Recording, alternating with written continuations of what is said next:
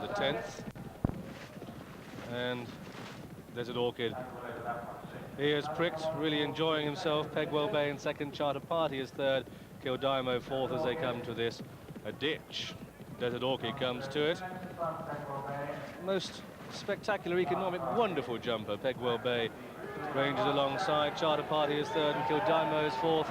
And the Johns have got a circuit to go. And a roar goes up from the crowd.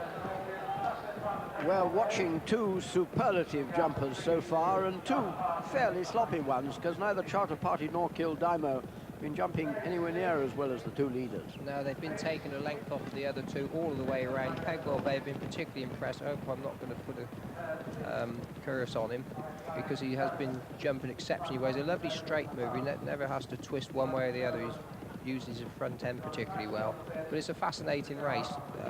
Kildimo's plenty close enough, and Charter Party's going well enough if he gets his jumping to put a bit more together. Anything's possible from here. And this is the fence at which Kildimo fell. It's on the right of the picture of his previous race. He got over it safely enough there, and Pegwell Bay has come through to take up the running. So Pegwell Bay in front of Desert Orchid. And they've still got over 1.25 miles to race, with Charter Party in third place, 2 lengths behind Desert Orchid, and 2 lengths adrift is Kildimo. So they head towards the 13th. Pegwell Bay, a spectacular leap, taking Desert Orchid on. Kildimo and Tidy at the rear of the field again as the next plain one. And Pegwell Bay from Desert Orchid in second place, Charter Party and Kildimo. They're in Indian file as they take the last ditch, and it's Pegwell Bay really attacking and going 5 clear of Desert Orchid in second place. Charter Party is third, and they race down towards a water jump, and it's Pegwell Bay clear by 3 to 4 lengths over Desert Orchid in second place.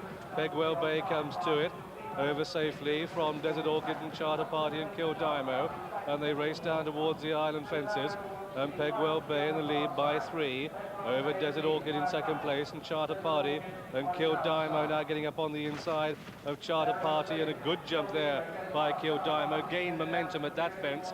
They've got 5 to jump, and it's Pegwell Bay and Desert Orchid and Kildimo getting much closer on the inside.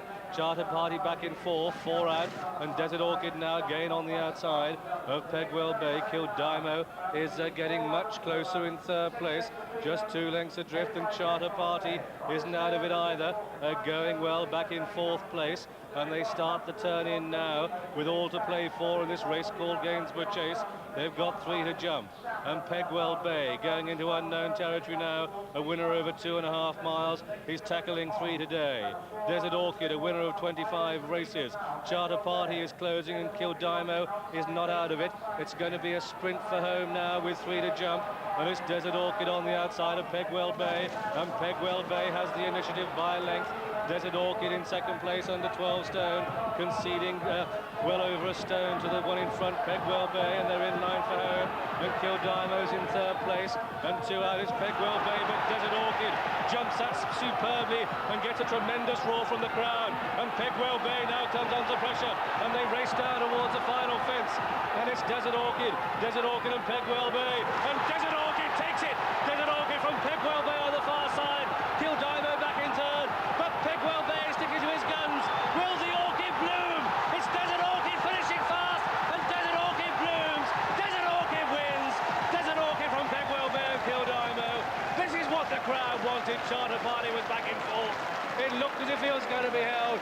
My heart was in my mouth. I don't know where yours was, but boy, oh boy, Simon Sherwood has gained the day on number 1, Desert Orchid, owned by Mr. Richard Burridge, trained at Whitby by David Ellsworth, and ridden by Simon Sherwood. Well, if he keeps doing this, I shall be taking my pension early. Second is number 4, Pegwell Bay, and of course Desert Orchid getting a kiss there. Third horse home is number 3, Kildimo.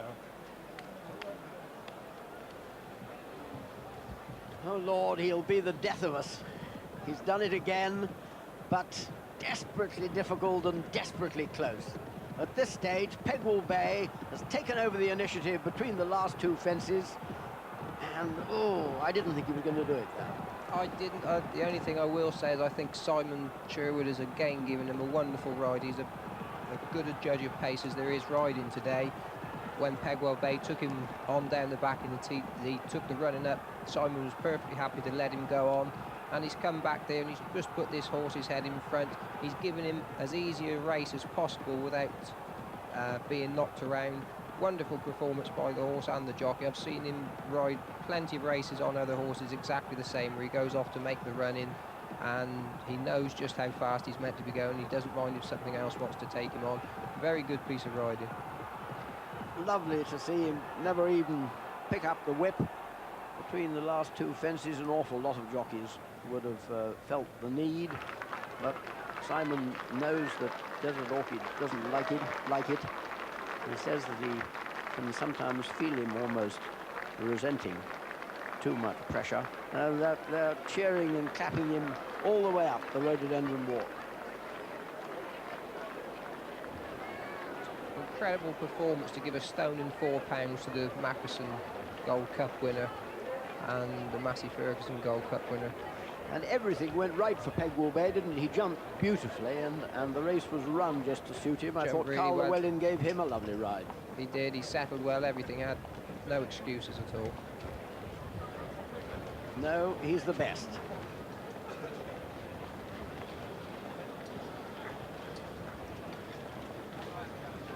Mr. Burridge, his owner,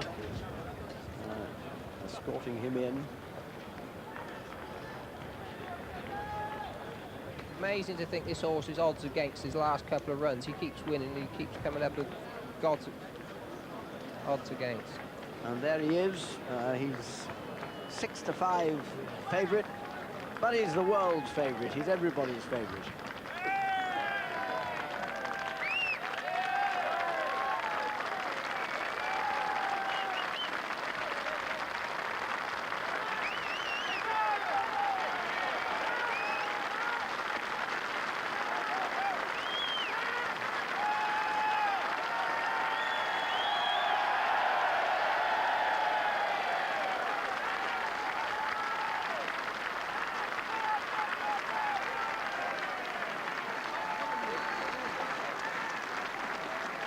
Well, you don't often hear a welcome as loud and warm as that. Sometimes at Cheltenham, maybe. If he happens to win the Gold Cup, heaven knows what will happen. We'll let the horse through. I don't know whether Simon is going to retire at the end of this season. I know there were whispers earlier on that he was thinking about it, but I think there'll be a queue of jockeys a mile long waiting to ride this horse, John. Three cheers for Desert Orchid, there were there. Yes. Yes.